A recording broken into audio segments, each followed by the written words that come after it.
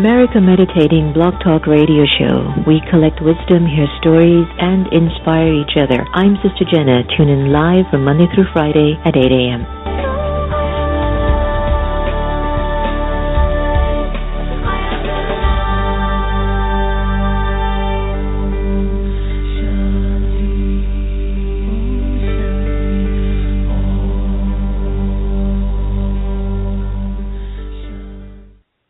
Hi, I'm Angela Peabody of Global Woman Peace Foundation, and I listen to America's Meditating Radio Show. The entire world watched. It's one small step for man, one giant leap for mankind. And humanity saw that the sky was not the limit. Achievement. Pass it on from the Foundation for a Better Life at values.com. Hello and welcome to America Meditating Radio Show. I'm your host, Sister Jenna. We're broadcasting from the beautiful Meditation Museum in Tysons Corner, Virginia, and looking forward to seeing how the story here will continue to unfold. Well, a few days ago, let me be exact, I would say maybe about 2 weeks ago, I'm in my room and I received a beautiful painting from a retreat I had led in Nebraska, in Council Bluff, Nebraska, or Omaha. Please forgive me if I'm messing that up. And I happened to have somehow left that painting in my room and was planning to actually put it in the Meditation Museum because it's so exquisite. It's a pear that's full, and it's another one next to it that's completely devoured, and then there's a little cherry on the tabletop. And about 2 weeks ago, I turned and I looked at it and I absorbed it in. And I remembered the artist, and that was Dar VandeVoort. And then I thought, I really want to reach out to Dar and see how she's doing and just to catch up, even if it's for 5 minutes. And guess who emailed me the same day about a work of art that she did on this beautiful face of a woman with green eyes, and her soul is just palpitating outside of her forehead, so to speak. It was Dar. And today I have the privilege of having her on the air with me today to have a conversation on art and also just basically talking about how she unfolds in her story and her life. Before I get Dar on the line, why don't we do what we do best, and that is to enjoy beautiful music and beautiful meditations, and then go into the engaging of conversations with our incredible friends on the air. Kristen Hoffman, met her in California at the Conscious Life Expo, and now I'm very happy to say we've become very good friends. She performed at our grand opening night, and she's now in Tennessee, Memphis, Tennessee, with Missy Crutchfield from B Magazine, where they're doing a wonderful project together. And I can't begin to tell you, my friends, this radio show has created such a family of transformational agents. Everyone that comes on the show, they're doing something incredible on the planet, and it's creating a shift. I wanted to play Kristen Hoffman's song, Between the Veils, which I got as a gift from her when we were at our retreat center in Peace Village, hosting many of our guests from the America Meditating Radio. So take this time to basically get between the veils and listen to the words, feel the vibes. Enjoy.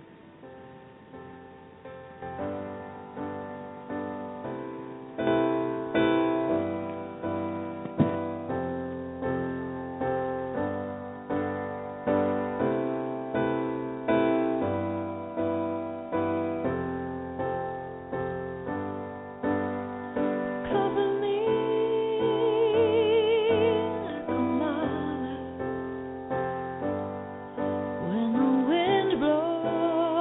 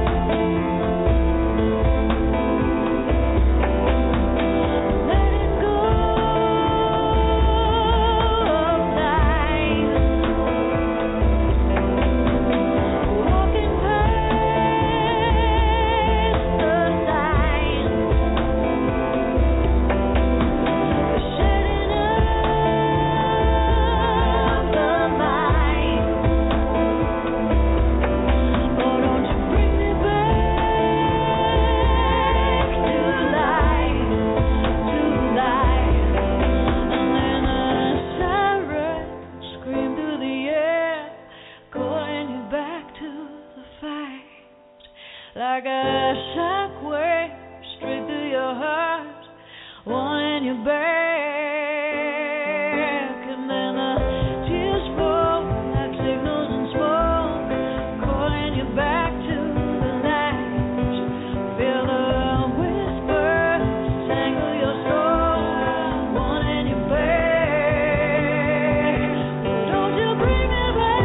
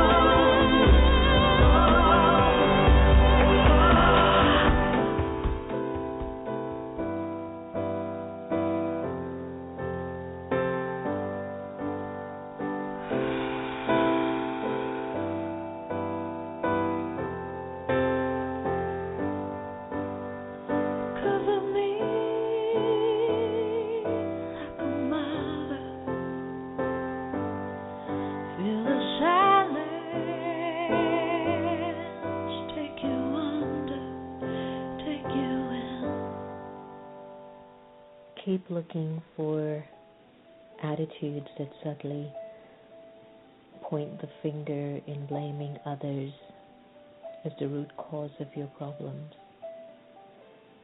Observe the way you draw conclusions by pointing your finger towards them.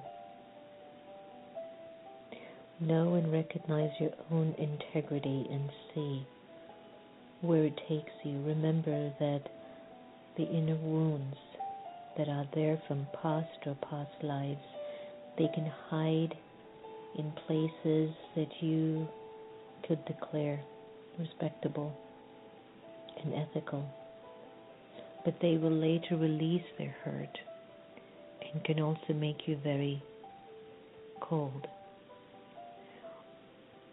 Because a wound is covered up, it doesn't mean that it has been healed. I think that's so powerful. Because the wound is covered, it doesn't mean that it's been healed. And I think the processes that we go through in fixing ourselves is our own. Today I was in the kitchen and I just started to look at the stove because one of the burners are out. And I went inside and, fiddled with it a little bit, and it started to work. And Sister Gita came in the kitchen and said, "Oh my, how is it that you're able to always fix everything?" And it was interesting. My response was, I guess I've maintained a lot of pure feelings and good wishes. Because when there are pure feelings and good wishes, you're always wishing for things to work. But then another thing came out of my mouth, and that was, it's not that it was broken, it just needed attention. And I went, that's my next book. Hey, you're listening to America Meditating Radio, and I'm your host, Sister Jenna. And today we're welcoming Dar VandeVoort, who is an Iowa artist who specializes in portraiture, public art, commissions, and teaching. She's an artist of many colors and has the trained touch of a portrait artist, the vision of an impressionist painter, and the curiosity of a child. Dar works in a range of media, including pastel, acrylic, oil, collage, and mixed media. And enjoying all aspects of the creative process, Dar often works on a series. She's currently represented by the Artist Cooperative Gallery in Omaha's Old Market District, and also works with disabled and rehabilitation clientele through the arts. Dar's work is collected both privately and on a corporate level, and she's a sought-after commissioned portrait artist. And yesterday I received an incredible gift of a piece that Dar did, and I couldn't have been more tickled. Dar, welcome to the America Meditating Radio. It's so glad to have you on the air. Oh, thank you. It's good to hear your voice again. Hi. Same here. How are you? I'm great. How are you? Fantastic. When I got the painting yesterday, I said, oh, this is so gorgeous, and I'm kind of waiting. Where shall we place this and install this because it's so powerful? Oh, super. I really enjoyed doing that. Oh, I bet you did. What did you experience when it was completed or even during the process? Oh boy. Well, number one, the surface itself being crackled was just a joy to watch happen over a period of 2 weeks. It takes to separate and dry, and so you never know how it's going to turn out and what you're going to be painting on. And then just to get the gaze in effect and the clouds coming in and out of the face and the meditation light on the forehead. It's just pure joy to paint. Well, I'm definitely going to have all of our listeners take a peep at it, because when they tune into the show on Blog Talk Radio, they will be able to see an image of it, of what you did. It's just remarkable. Dar, tell me, how did you discover your talent for art, and what's the source of your artistic creativity? Well, I think it's the other way around. The talent discovered me, and the source is my higher power. Yeah, makes sense. It's what God gave me to do. Right. I love that. I love when it's like a gift from above and not necessarily a trained talent. It just feeds the soul at a much different level. So what is the state of mind of an artist, especially one of yourself that's so accomplished? What's your state of mind when you are actually in the motion of painting? How do you get the ideas? How do they come? Oh, wow. I wake up. I have so many ideas. I could fill several lifetimes with ideas. I just, if anyone needs an idea, they need to come to me. There's just not enough time in the day. And I think when I'm painting, it's almost like I'm in a zone. It's almost like a meditative zone. I am aware of other things around me, because I often have to paint and work while things are happening around me. But there's a certain intensity that is the energy from my hand to the brush to the surface that doesn't get broken. My intentions are there, and I know God's holding my brush. There's a weird thing. My left hand, my palm, always sweats. I don't know what that is, but the palm of my left hand sweats when I paint. Wow, that's amazing. And when you talk about God, how does he feel? What does God feel like to you? Oh, freedom. Total freedom, total forgiveness. Just a gratitude that because I know that it's something God gave me to do, and I know that I'm there to do it for him. And I know there's no mistakes. It's just another layer. So if I feel I'm not happy with the mark that I've made, I know that it's okay the way it is. I can paint around it. I can paint over it. It really isn't a mistake, because I'm not a mistake. I'm here, and I'm to do God's will. So, nice.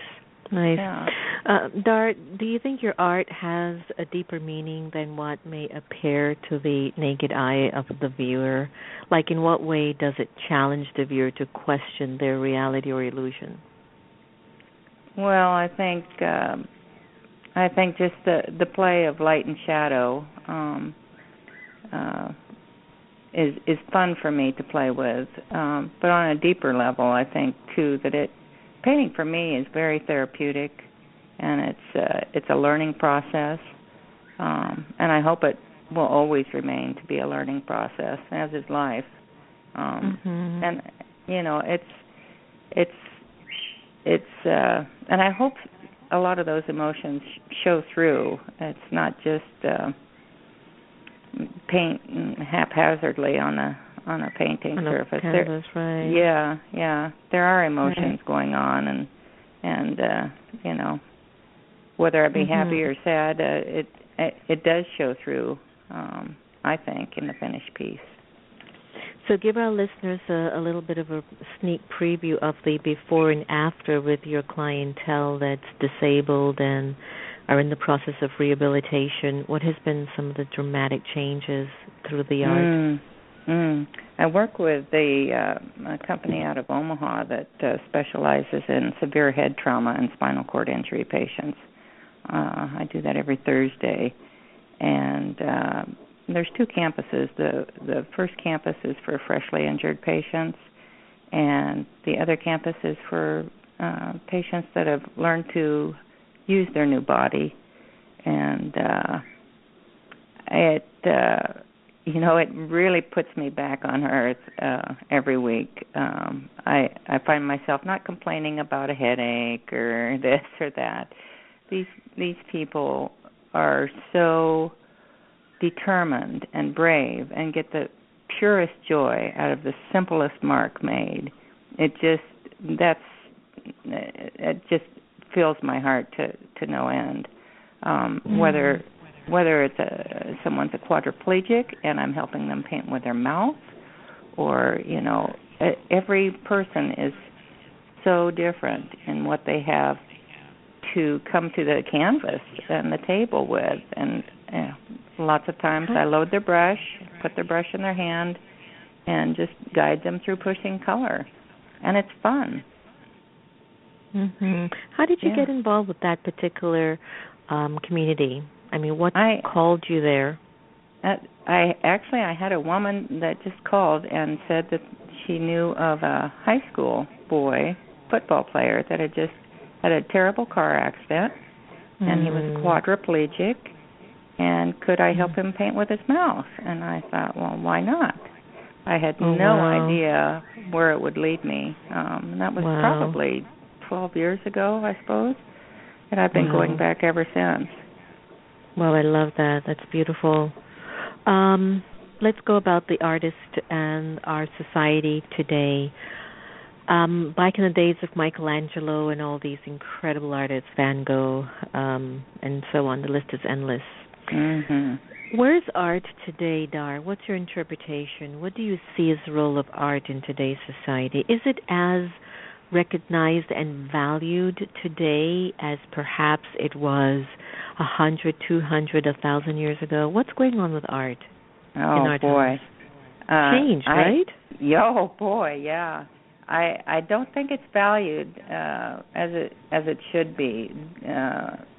The end result is one thing, but the whole creative process is so important to life.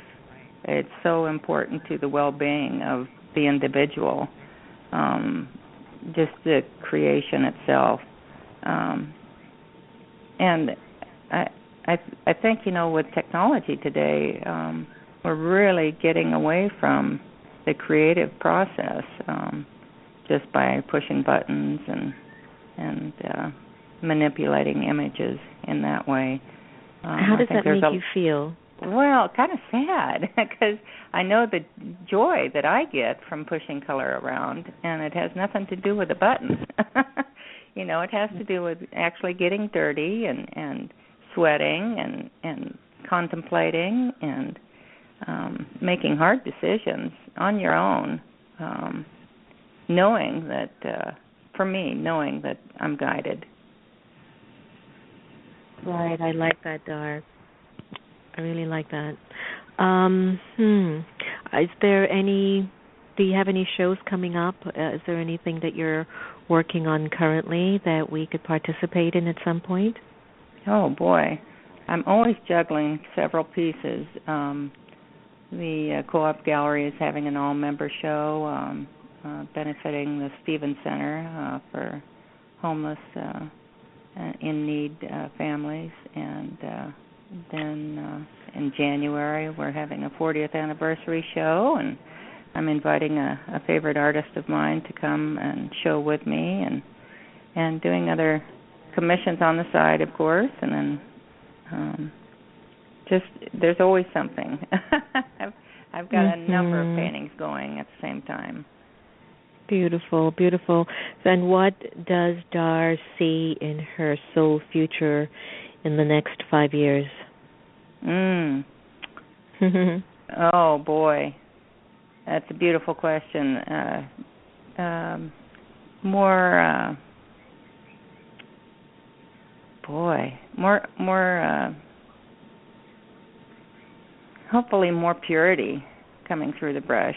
There's a lot of distractions and life and background happening, and to keep the purity coming from the intention from my creator to the intention to the hand to the surface is something I never want to lose. And so I think in the next 5 years I hope to spread the joy and help others to achieve that same feeling.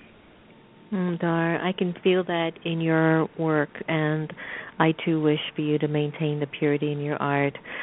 Before I let you go, I'm going to leave that as your quote, but could you leave our listeners with a website that they could find more about your artwork? And thank you for joining us today. It touched my heart and it meant a lot to me, and I can only continue to keep wishing you the very best in everything that you do. Thank you so much, and the best to you, Sister Jenna. Thank you, Dar. And is there a website our listeners can get a hold of you with? That's darzart, darzart.com. Beautiful. Dar, thank you so very much. Take care. Thank you. Bye-bye. Bye-bye. I love what Dar said. Keep the purity in her strokes. You know, that I want to keep having the purity of that intent, and I believe that the purity of that intent must be coming from the relationship and connection with the divine. I mean, how do we understand if we're doing something with impure motives or with the purest of motives unless we're able to really touch base with checking in and feeling that we're always handing it over to a source higher than ourselves? It's important for us to consider, my friends. I'd like to thank you so much for joining us on the air today. I hope you enjoyed my conversation with Dar. And do visit her website. Beautiful artwork is on there. Come on, support our artists. They're very important.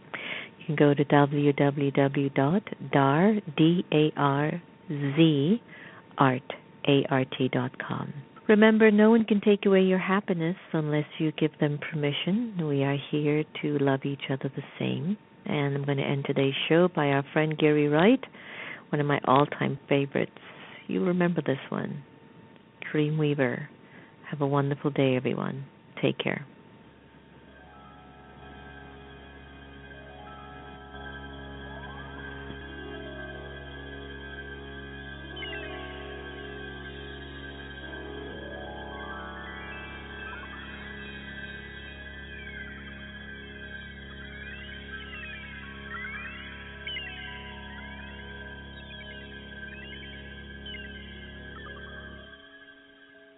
Just close my eyes again.